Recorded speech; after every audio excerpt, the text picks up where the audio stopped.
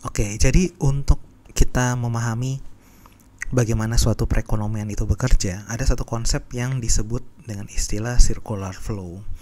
Jadi circular flow ini adalah model yang menjelaskan secara umum bagaimana perekonomian bekerja dengan cara memperlihatkan bagaimana para pelaku ekonomi itu berinteraksi satu sama lain, ya. Nah, simpelnya di sini kita akan coba ilustrasikan dengan ada 7 pelaku ekonomi. Jadi yang pertama itu pemerintah, ya kan? Pemerintah. Kemudian ada produsen,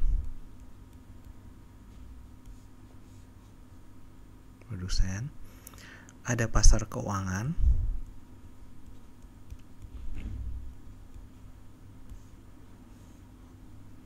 kemudian ada lagi pasar input,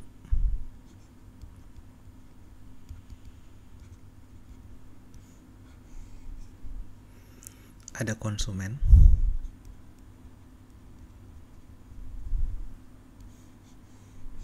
ya, pasar output,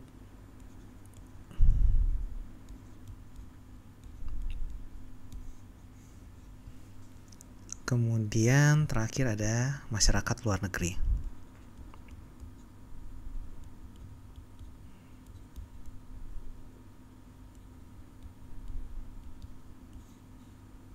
Oke, nah ini ketujuh pemain ini akan saling berinteraksi dengan suatu tipe yang kita sebut circular flow, ya. Nah, jadi contoh, misalnya antara konsumen dengan pasar output. Nah, di sini kan dari pasar output ini nanti ada dia kirim ke konsumen ini dalam bentuk barang dan jasa. Sementara konsumen ini membayarkan, dari ini dalam bentuk pengeluaran.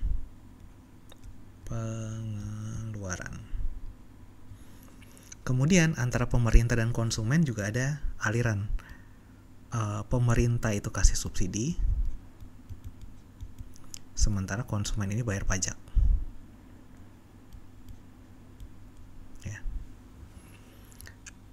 Dalam pasar input, ini memberikan pendapatan ke konsumen atau ke masyarakat, sementara konsumen ini akan memberikan tenaga kerja, modal, wirausaha, tanah, ya, tenaga kerja atau labor. Nah, pemerintah ini juga memberikan subsidi dan menerima pajak dari produsen, jadi ini mirip. Ini pajak.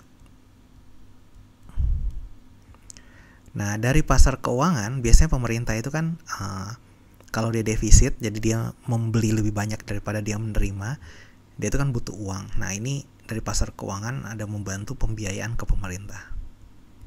Jadi pembiayaan defisit. Sementara dari pasar keuangan, produsen juga membantu pembiayaan investasi, ya. Contoh kayak kredit. Saya tulis di sini aja. Pembiayaan investasi. Oke. Nah, dari produsen nanti akan ada tabungan atau saving,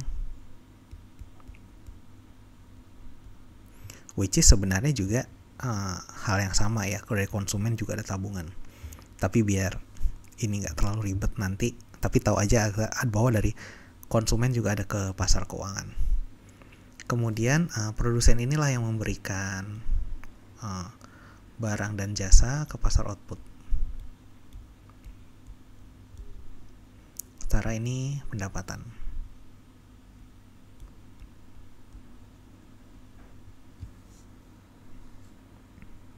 Nah, nanti dari pasar output ini tentu saja juga ada hubungan dengan ke masyarakat luar negeri dalam bentuk ekspor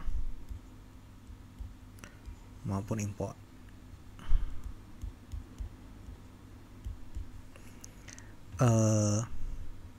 sama ya dengan pasar input juga di sini mirip.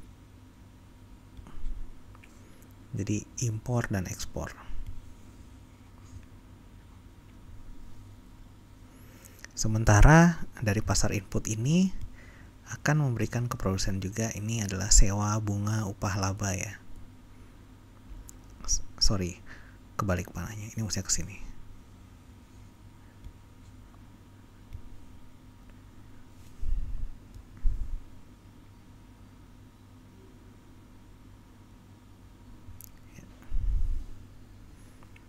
Jadi ini bayar sewa. Oke. Nah, jadi kalau saya ulang lagi, ada 3 tipe pasar ya sebagai bagian dari interaksi antar rumah tangga, perusahaan dan pemerintah di pasar barang dan jasa. Yang pasar output ini ya kan, rumah tangga membeli output barang dan jasa yang produksi perusahaan. Kemudian juga pasar faktor-faktor produksi, pasar input, di mana rumah tangganya itu yang menjual dan perusahaan itu yang pembeli, di mana rumah tangga ini menyediakan input yang digunakan perusahaan untuk memproduksi barang dan jasa ya.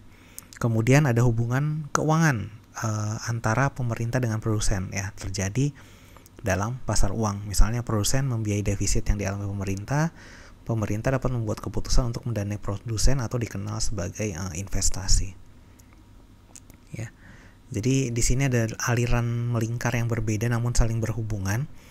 Lingkaran bagian dalam ini menggambarkan aliran input dan output ya. Rumah tangga menjual penggunaan tenaga kerja, tanah dan modal kepada perusahaan.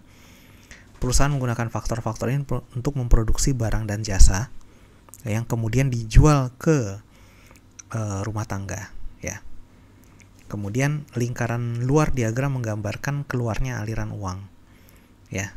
Sebagian perusahaan menggunakan pendapatan dari penjualan untuk membayar faktor produksi, misalnya ngasih upah ke pekerja. Dan kemudian sisanya jadi margin, jadi keuntungan. Nah, perlu diperhatikan kembali, terdapat juga aktivitas berupa uang yang dapat dialihkan sehingga disebut sebagai leakage atau kebocoran ya. Istilahnya leakage ya, atau kebocoran. Jadi pembayaran pajak sektor swasta dan pengeluaran untuk impor ini adalah kebocoran dari aliran pengeluaran domestik. Hal ini akan diimbangi dengan penyuntikan pendapatan dan pengeluaran ke aliran utama, misalnya pengeluaran oleh entitas selain rumah tangga domestik, transfer dan pembelian pemerintah, investasi dan ekspor.